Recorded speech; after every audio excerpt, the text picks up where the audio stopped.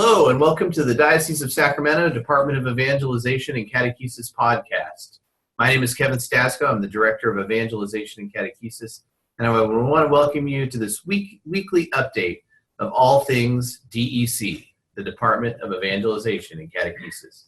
First, I'd like to introduce our Associate Director for Family and Respect Life Ministries, Steve Patton, with some great info for us. Hey, I want to mention a couple of events coming up. First, on January the 9th at St. Clair Parish in Roseville, the Diocese, in collaboration with St. Clair, is going to be hosting a Focus Facilitator Training. Now, Focus is spelled F-O-C-C-U-S. Focus is a marriage preparation tool that priests, deacons, and laity use to help prepare engaged couples for marriage. And there's a training for that that'll be, we have training several times a year. This next one is going to be at St. Clair, January the 9th. The cost is, it's $100 total per couple or individual. It's $50 for the manual and then another $50 for the training. If anyone is interested in that, to please contact St. Clair Parish directly. They're handling the registrations there. That number is 916-772-4717.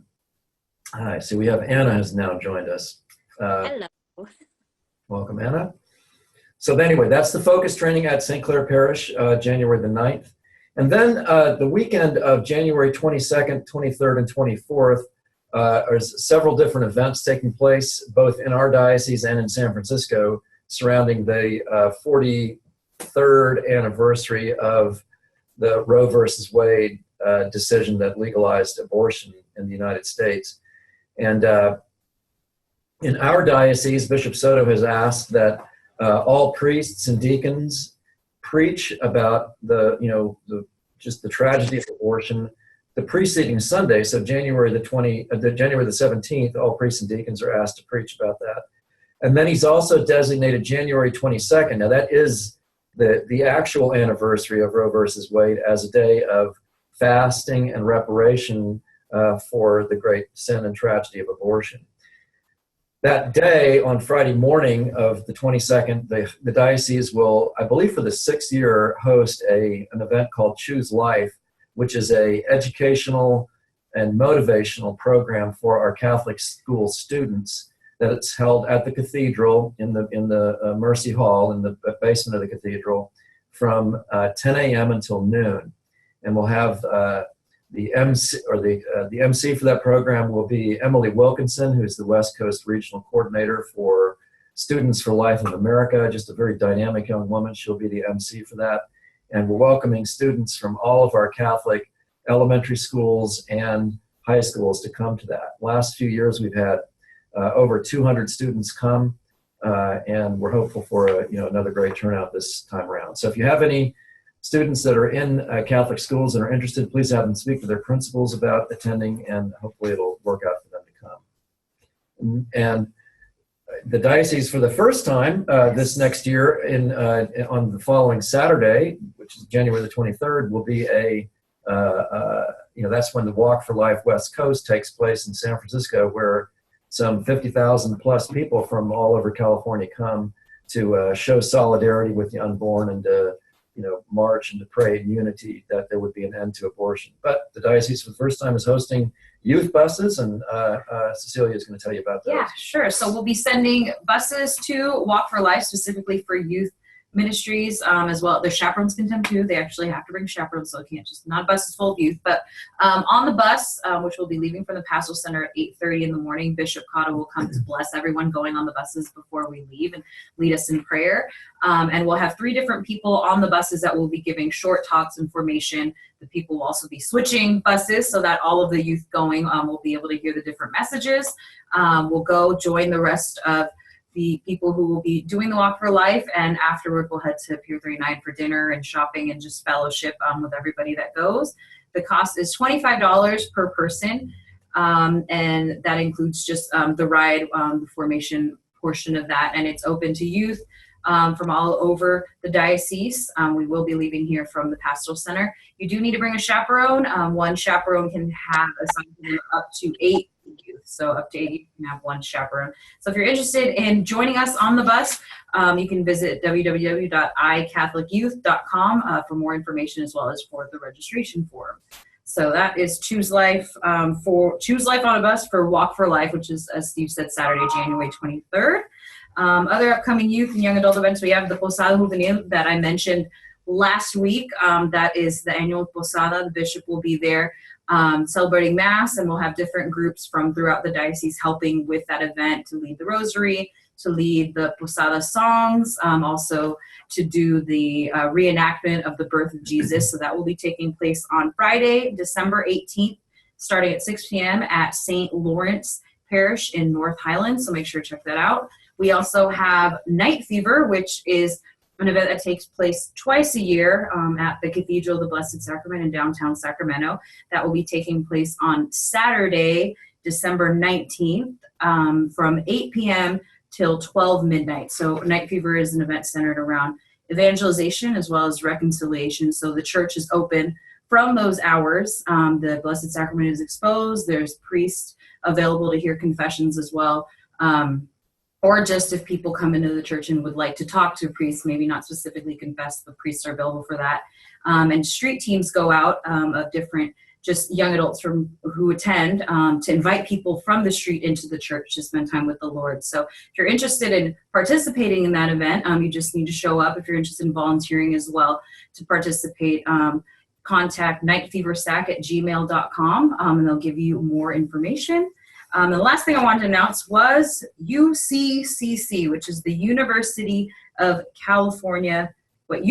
Catholic Conference of California, which will be in 2016. This is an annual event. I believe this is the 4th annual, just a gathering of college students from around California. This will be from February 12th through 15. This year, the Newman Catholic Center in Davis is hosting this event. It's been previously hosted by UC Berkeley and UC San Diego, but this year, right here in our own diocese, they will be hosting, which is really exciting. Paul J. Kim, Emily Wilson, Father Leo Patalinghud, and Maria Cahill are some of the featured speakers for this event. It's not only for people who attend a UC, it's open to all college students and community colleges, state colleges, private colleges, as well as people who are just college age. So be sure to check that out. The website is uccatholics.com. Thank you. I'm here to talk a little bit about the Year of Mercy, and many of in your parish, we talked about this last week, should be receiving these materials for the Year of Mercy. There's a prayer card for the Year of Mercy with the works, spiritual and corporal works of mercy. The bishop's asking all Catholics in the diocese to memorize the spiritual and corporal works of mercy. Steve, did you know admonishing the sinner was a spiritual work of mercy? I didn't know that, Kevin. Did you but it know makes that? sense. Another one on here that I thought struck the ignorant. I didn't realize that was a work of mercy, but instructing the work of mercy. So find out all you can off these prayer cards. They'll be distributed in parishes across the diocese over the next couple weekends. The other thing that you should see is we have this map and brochure on the Year of Mercy, and it highlights the 12 pilgrimage sites throughout our diocese along with a map. And that comes with stickers. I lost my stickers. I don't know where my stickers went, but it comes with stickers that you can put on the map if you go and visit these different pilgrimage sites. But the nice thing about this map is it also explains what is the Year of Mercy, why you should care about it, 7 things you can do during the Year of Mercy to get involved. And we're hoping that every family in the diocese will get involved in the Year of Mercy. The other thing I wanted to highlight is many people don't know that we operate our own retreat center here in the Diocese of Sacramento. It's called the Trinity Pines Catholic Center, and we can sleep up to 120 people at the retreat center. Sleeping is dorm style, so a lot of people in one large room rather than individual rooms, but it's a great way to get away and to go on retreat. We have very reasonable prices, especially for youth and young adult ministry groups, which is who the center is primarily intended for. But anyone, if you have a group in a parish and you're looking for a place to have a retreat, please consider the Trinity Pines Catholic Center. You can use it for day use for just $10 a person. We have a lake there. We have outdoor facilities for hiking and for playing games. There's a chapel, and indoor meeting rooms as well. There's a lot of opportunities up there. So if you're interested, you can go to trinitypinescatholic.com, and at trinitypinescatholic.com you can see all the information that's in this brochure I'm showing you, and you can also find out the contact information. Pat Huckins is the person you want to talk to if you'd like to reserve the Trinity Pines Catholic Center, operated by the Diocese. We're excited for as many parishes as possible to use it, so please check that out. And now I want to introduce Anna Ibarra, our Associate Director for North State Revitalization. We'll talk a little bit about the North State, and I think has maybe an announcement or a surprise visitor for us. I'm not sure because I'm in a room, but I can give you a couple of updates. I have been meeting with different groups of priests and deacons, and they have just been filling me with hope that these programs are going to work, that they do want these revitalization weekends, and they want events, they want things to happen. One of the things that they're really excited about is I've kind of planted the seed of doing some kind of event highlighting St. John Bosco for the youth. And a couple of the deacons got really excited about that. So they want to get together and plan something for the young people up here in the north, as well as meeting with the priests. And one of the interesting things to me was that they want to meet to get to know each other. And I think that's something really important that's happening up here in the north, is that evangelization piece of going out there, meeting them where they are, and getting them to know each other so that they can have a better working relationship, so that they could, all of these programs that we want to bring up there, up here to him, to them, my words are being swallowed here, but all of the programs that we're wanting to bring up here to them, the diocesan programs, they're excited about them, about Called and Gifted, about having formation for their ministers, talking about doing things for to help them with hospitality and being welcoming. They're very open to that. So that gave me a lot of hope for the ministry that we're doing up here.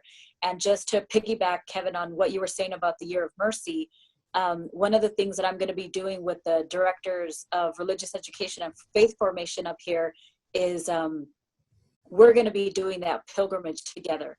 And we already have a date where we're going to be going up to the pilgrim site in Fort Jones, to Sacred Heart in Fort Jones.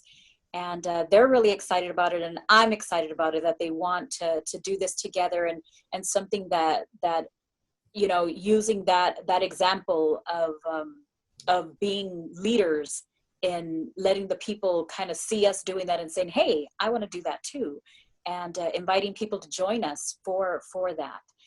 So that's exciting. That's something really exciting for me. And one big announcement that we could make, and I'm hoping that I can sneak out for just a second. I don't know, Kevin, if you want to make the announcement while I go see if we can introduce. Okay, I'll make the announcement. You go try to find them. All right. We wanted to announce here on the video blog, because people say nothing really happens in the video blog. We want to make the first announcement in the diocese to let you know that we have hired a new regional coordinator for youth and young adult ministry in the North State. His name is Nico Sandoval. He comes to us from the Diocese of Monterey, where he's been doing youth ministry in 2 different parishes at the same time. He has decided to make the bold move in his life as a call from God to move to Reading and to serve the people of Reading along with Anna. And he's visiting today, and he's supposed to be arriving just as our video blog started. And I don't think he's found Anna yet there. It's his first time up in Reading. So she's going to see if she can find him really quick. We'd like to introduce him today on this video. Can you close the door? We have someone to introduce to you, and he just walked in the door right now. But I went out to the office and I said, has he gotten here? And somebody knocked at the door, and it was him. So let him sit down so that you can see him. Hi. Can you see him? We do this video blog Just like every what's week to happening. kind of get the highlights of what's going on in the Department of Evangelization and Catechesis. And you are the biggest story of the week. I wanted to say hello and welcome, and you'll be seeing Nico on future video casts. But you want to say a few words, Nico? Hello, how are you guys? Thank you for having me. Yeah, it's very exciting to have him here. It really, really is.